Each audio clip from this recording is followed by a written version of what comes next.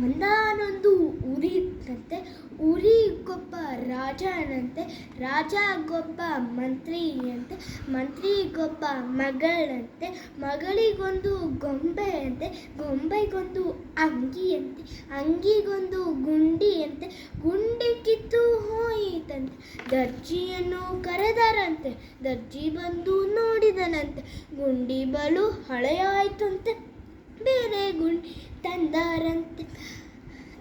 ಬೇರೆ ಗುಂಡಿ ತಂದಾರಂತೆ. ಅಂಗಿಗಿಟ್ಟು ಹೊಲಿದಾನಂತೆ. ಅಂಗಿ ಸರಿ ಹೋಯಿತಂತೆ. ಮಂಜಿ ಮಗಳ ಆಸೆಯಂತೆ ಗೊಂಬೆಯಾಟ ಆಡಿದಳಂತೆ. ತುಂಬ ಚಂದ ಕಂಡಿತಂತೆ. ಗೊಂಬೆಯಾಟ ಆಡಿದಳಂತೆ. ಬೇರೆ ಗೊಂಬೆ ತಂದಳಂತೆ.